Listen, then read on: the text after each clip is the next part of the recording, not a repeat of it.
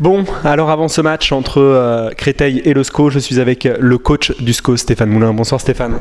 Bonsoir. Alors c'est un match qui s'annonce pas si simple.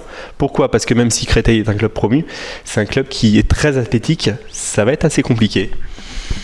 Comme tous les matchs, je dirais. Après, il y a promu et promu. Si vous le regardez en Ligue 1, les promus, Nantes, Monaco, ça a beau être des promus, c'est quand même des équipes qui ont de la valeur. Et Créteil en a de la valeur. Effectivement, ils ont une caractéristique forte. C'est une équipe très athlétique, qui a de joueurs de grande taille et qui impose un défi physique à l'adversaire. Donc il faudra être prêt dans ce domaine-là. Et puis c'est des joueurs aussi qui ont de la qualité, qui ont des bons joueurs de foot. Voilà, il faudra d'abord répondre, je pense, aux défis qu'ils vont nous imposer, et puis ensuite être capable de mettre ce ballon au sol et puis de jouer sur un registre qui nous correspond. Ça sera un vrai combat, et en plus ils ont un Jean-Michel Lesage qui marche sur l'eau depuis le début de la saison, qui a certes 36 ans, mais il les fait pas.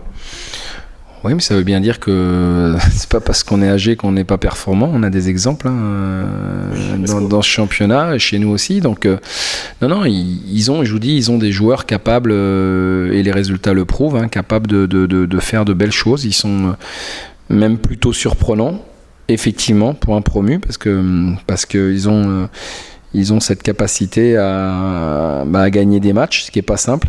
Et puis à marquer souvent leur empreinte d'un match, notamment sur le plan athlétique.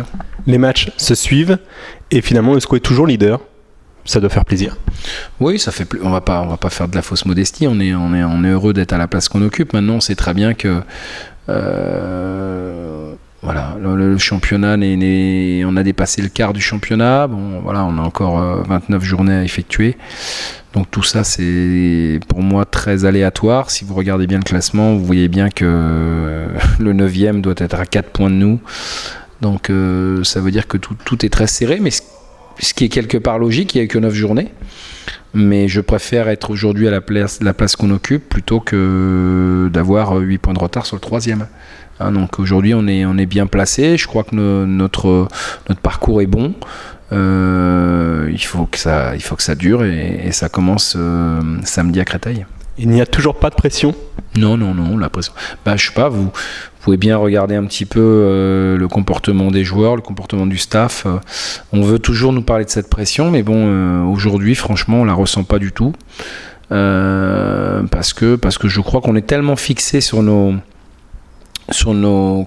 objectif, qui est d'abord de réaliser des bons matchs et surtout de bien jouer, de gagner, que je ne veux pas dire que les résultats passent au second plan, ce serait faux, mais en tout cas on est vraiment focalisé sur l'idée que voilà, on a des principes de jeu et on essaye de les appliquer au mieux possible. Donc ça nous permet de rester concentré uniquement sur le terrain et sur le jeu. Après, tout ce qui se passe autour, voilà, c'est l'apanage des journalistes, etc. Mais bon, nous, la pression, franchement, on l'a pas du tout.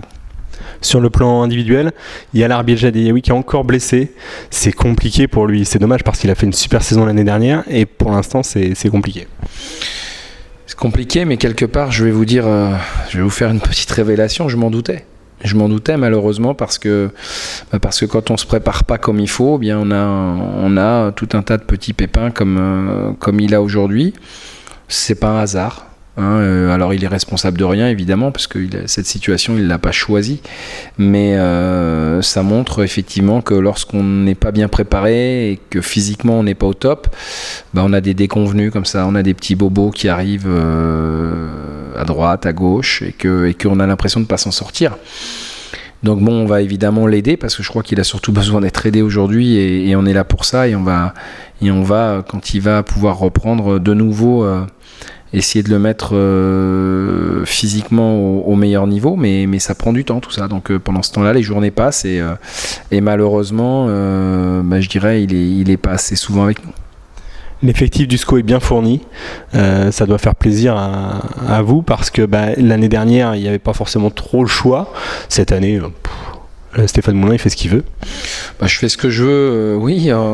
Disons que j'ai la possibilité. Après, la plus grande difficulté dans ces situations-là, c'est c'est de faire les bons choix avant et puis les bons choix pendant le match.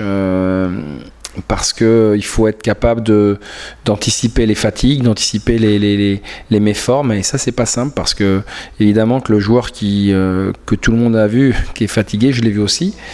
Maintenant, anticiper sur la baisse physique d'un joueur, c'est déjà plus difficile, mais je me dois de rester fidèle à mon fonctionnement, à savoir que je prends toujours en mon âme et conscience les joueurs qui me paraissent être les plus performants pour gagner un match.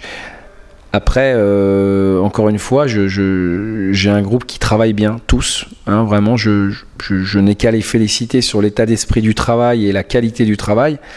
Mais voilà, comme tous les clubs qui sont ambitieux, bien on a un effectif fourni, de qualité, et c'est une étape. C'est une étape pour pouvoir continuer de progresser, continuer de grandir, et on s'aperçoit, et j'ai pas encore ce cas-là aujourd'hui, j'espère que je ne l'aurai pas à gérer, mais les joueurs qui vont lâcher mentalement, évidemment, s'élimineront d'eux-mêmes. Parce que évidemment je ne peux pas accepter, je n'accepterai pas qu'un joueur abandonne ou lâche un petit peu prise par rapport à une quelconque difficulté. La difficulté fait partie de la vie, elle fait partie d'un effectif pro, elle fait partie de tous les clubs qui ont de l'ambition. Eh bien, il y a de la concurrence, donc voilà, je considère que c'est un passage obligé et quelque part ça peut être révélateur, donc pour moi aussi, hein, c'est quelque chose de nouveau, donc il faut aussi que j'apprenne à vivre avec et à le gérer, hein, mais je considère que c'est plutôt une bonne chose, hein, comme je le disais, aujourd'hui j'ai l'effectif que je souhaitais, j'ai les joueurs que je souhaitais, donc voilà, il y a tout pour bien travailler. Actuellement on travaille bien et l'objectif c'est qu'on continue de bien travailler pour continuer la belle saison qu'on a démarrée. Dernière question, ça doit quand même être difficile d'annoncer un joueur qui sort du groupe alors que finalement il a été bon. C'est un peu le cas à Osco depuis le début de la saison. Après, c'est des choix. Il faut que les joueurs acceptent les choix de l'entraîneur. C'est des règles qu'on a établies en début de saison. Pour l'instant, ça se passe très bien, même si je sais que les joueurs qui ne jouent pas sont déçus, mais ça fait partie du jeu. Ce que je n'accepterai pas, c'est des comportements qui mettent en péril le collectif. Donc après, moi je suis ouvert à toute discussion, ils le savent. On peut discuter de plein de choses, mais après je me dois encore une fois d'être objectif et lucide dans mes choix. C'est ce que j'essaye de faire. Je dis pas que je fais tout bien, mais en tout cas, je mets à la fois beaucoup de conscience et beaucoup de réflexion dans mes choix. Après, encore une fois, ce ne sont que des choix personnels, mais je vais continuer dans ce sens-là pour que le club et l'équipe surtout soient la plus performante possible. Merci Stéphane. Merci.